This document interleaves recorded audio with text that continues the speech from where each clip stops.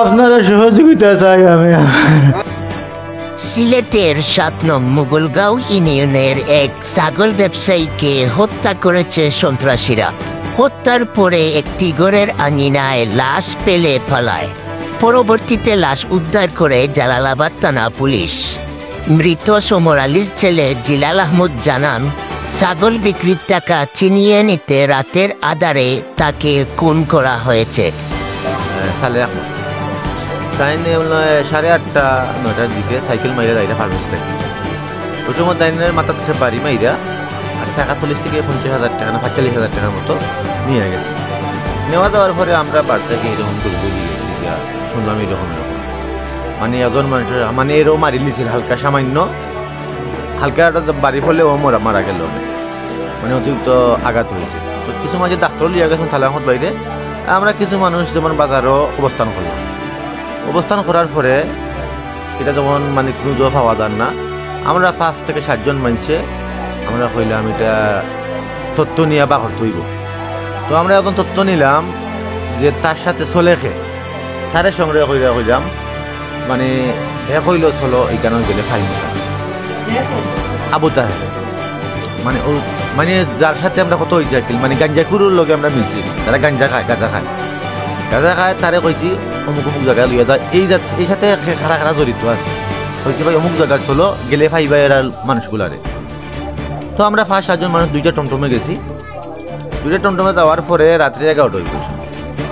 ওই সময় গিয়া আবু তাহের ডাক মারছি, আবু তাহের ডাক মারছি। এই সময় মারছে দৌড় মারার পরে যে তার সাথে যে একজন আসছিল ওই যে আনিল রড তার বাড়ি আবার যেখানে আবার দুর্মাইটা গেছি আর একে গাঙ্গো পড়ে গেছে। গাঙ্গোয়া দইরে আনার পরে তো আনার পরে আমরা ফদ্দুবার কাছে দিলাম। ফদ্দুবার কাছে সপ্তাহে ফলতা শিকার আগে তার লগে সজন আসিল, মানে আইনলগ্র একজন আরো একজন আসিল মৌলবীর গাঁও বাইরে গেছে তার 3 জন আসিল। হইল 3 জন হওয়ার পরে এই টাকা 40-45,000 টাকা তারা রিটার্ন দেওয়ার পরে ওটা কি তার শত্রুতা। ওই সময় কইছিল হুমকি দিছিল আমরা যখন গেছিলাম সবাই রে দীক্ষা দিব এর সাথে সাথে 1 মাস চাইতে না যাইতেই আমরা 2 মাস চাইতে না যাইতে রাজন ভাই লন্ডন প্রবাসী না বর্তমানে ফ্রান্স প্রবাসী তাইনের উপরে হামলা একটা হয়ে গেছে অলরেডি। এই এলাকার মাঝে জানোই ফেসবুকে হুমকি দেওয়া হয়েছে, এই সেই অনেক কিছু দেওয়া হয়েছে, তাই হুমকি দেওয়া হয়েছে মানে এই গেছে। এখন তাইনের হুমকি দেওয়ার পরে 2 মাস গেছে না আমার আব্বারে মানে পরিকল্পিতভাবে তারা কেউ না কেউ তার সাথে যারা জড়িত আছে মানে তারা হামলা করে আমার আব্বারে ও টাকার লোভে মারছে।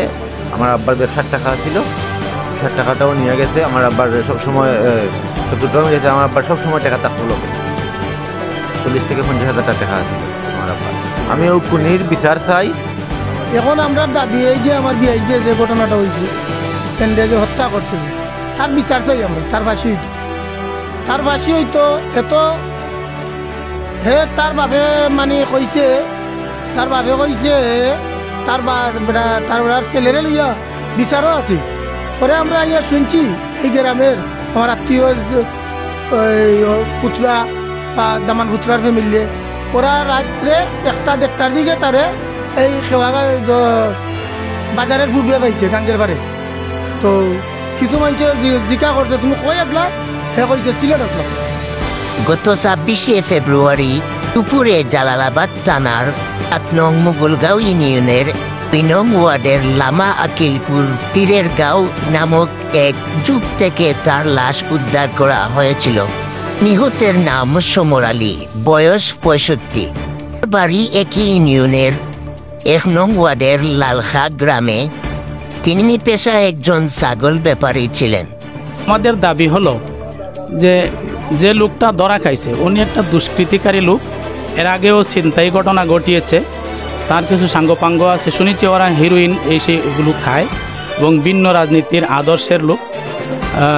আর হয়তো এই টাকা দেখে টাকার লোভ না সামলাইতে পারে ওনাকে হত্যা করেছে, অথবা পূর্ব শত্রুতার একটা জের আছে এই পরিবারের সাথে, এর আগেও সে হুমকি দমকি দিছে।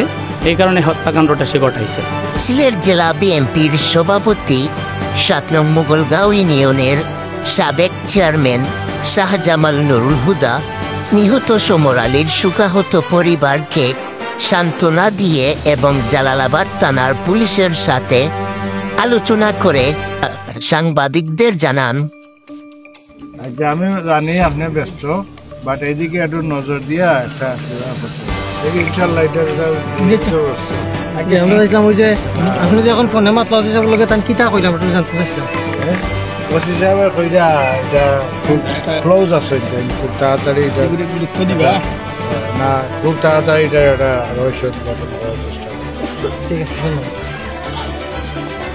৭ নং মুগলগাঁও ইউনিয়নের ১ নং ওয়ার্ডের সাবেক মেম্বার রফিকুল ইসলাম মামুন জানান, তো আমরা যেটা চাই যে সমর আলী হত্যাকাণ্ডের সাথে জড়িত রয়েছে তাদেরকে গ্রেফতার করে আইনের আওতায় নিয়ে এসে যাতে দৃষ্টান্তমূলক শাস্তি প্রদান করা হয়, যাতে করে ভবিষ্যৎ প্রজন্মে আমাদের এই ধরনের আর কোনো ন্যাক্কারজনক ঘটনা না ঘটে, সেটাই আমাদের প্রশাসনের কাছে প্রত্যাশা। তার দ্বারা আমাদের এই সমাজের উঠতি বয়সী তরুণ যুবকেরা, বিশেষ করে কলেজ পড়ুয়া ছাত্রদেরকে সে বিভক্ত করার জন্য গাঁজা সেবন সহ নানান ধরনের উপক্রম সে চালিয়ে যাচ্ছে।